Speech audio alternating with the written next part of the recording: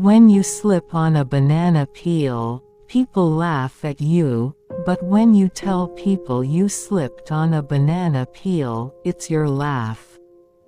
So you become the hero rather than the victim of the joke. When you realize you want to spend the rest of your life with somebody, you want the rest of your life to start as soon as possible. Beware of men who cry. It's true that men who cry are sensitive to and in touch with feelings, but the only feelings they tend to be sensitive to and in touch with are their own. I just bring a black turtleneck sweater everywhere, it's the greatest purchase of my life. Period. Nothing like mashed potatoes when you're feeling blue. Nothing like getting into bed with a bowl of hot mashed potatoes already loaded with butter, and methodically adding a thin, cold slice of butter to every forkful. If pregnancy were a book, they would cut the last 2 chapters. I have now been married to my 3rd husband for more than 20 years. But when you've had children with someone you're divorced from, divorce defines everything. It's the lurking fact, a slice of anger in the pie of your brain.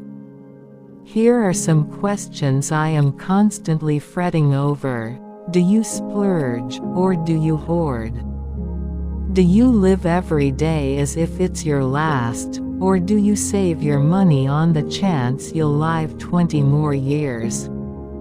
Is life too short, or is it going to be too long? My mother was a good recreational cook, but what she basically believed about cooking was that if you worked hard and prospered, someone else would do it for you. I don't think any day is worth living without thinking about what you're going to eat next at all times. You do get to a certain point in life where you have to realistically, I think, understand that the days are getting shorter, and you can't put things off thinking you'll get to them someday. If you really want to do them, you better do them. There are simply too many people getting sick, and sooner or later you will. The best divorce is the kind where there are no children. That was my first divorce. You walk out the door and you never look back. I am continually fascinated at the difficulty intelligent people have in distinguishing what is controversial from what is merely offensive. Writing is what I do. It's like breathing to me at a certain point, but if I couldn't write, I do like cooking. I go through periods where I work a great deal at all hours of the day whenever I am around a typewriter, and then I go through spells where I don't do anything. I just sort of have lunch all day. I never have been able to stick to a schedule. I work when there is something due or when I am really excited about a piece. The truth is that most marriages have food as a major player in them, and certainly mine does. All I do when I write scripts is think about food. Have I worked long enough to justify a walk to the kitchen? Everybody dies. There's no avoiding it, and I do not believe for 1 second that butter is the cause of anyone's death. Overeating may be, but not butter, please. I just feel bad for people who make that mistake. My mother wanted us to understand that the tragedies of your life one day have the potential to be comic stories the next.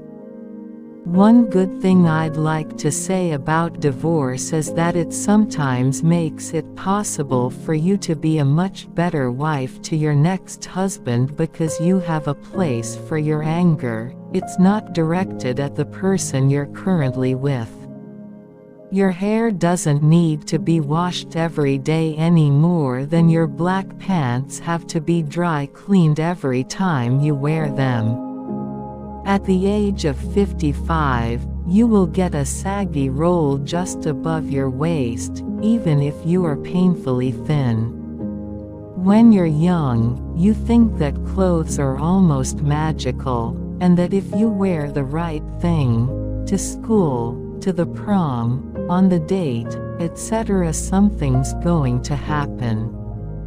Black, it's the anti-magical thing. It comes from the recognition that it is not going to be the dress. I have always thought it was a terrible shame that the women's movement didn't realize how much easier it was to reach people by making them laugh than by shaking a fist and saying, "Don't you see how oppressed you are?"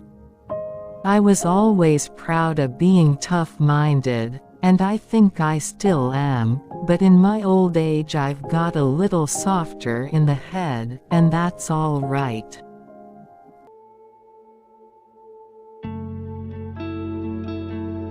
Ephron was born in New York City on May 19, 1941, to a Jewish family. She was the eldest of 4 daughters, and grew up in Beverly Hills, California.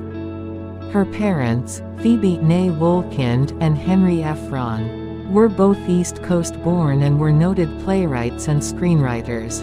Her parents named her Nora after the protagonist in the play A Doll's House by Henrik Ibsen. Nora's younger sisters, Delia and Amy, are also screenwriters. Her sister Hallie Ephron is a journalist, book reviewer, and novelist who writes crime fiction. Ephron has cited her high school journalism teacher, Charles Sims, as the inspiration for her pursuit of a career in journalism. She graduated from Beverly Hills High School in 1958, and from Wellesley College in Massachusetts, in 1962 with a degree in political science. Nora Ephron was an American journalist, writer, and filmmaker. She is best known for her romantic comedy films and was nominated 3 times for the Writers Guild of America Award and the Academy Award for Best Original Screenplay for Silkwood 1983. When Harry Met Sally, 1989, and Sleepless in Seattle, 1993. She won the BAFTA Award for Best Original Screenplay for When Harry Met Sally, which the Writers Guild of America ranked as the 40th greatest screenplay of all time. Ephron's first produced play, Imaginary Friends 2002, was honored as one of the 10 best plays of the 2002-03 New York theater season. She also co-authored the Drama Desk Award-winning theatrical production Love, Loss, and What I Wore. In 2013, Ephron received a posthumous Tony Award nomination for Best Play for Lucky Guy.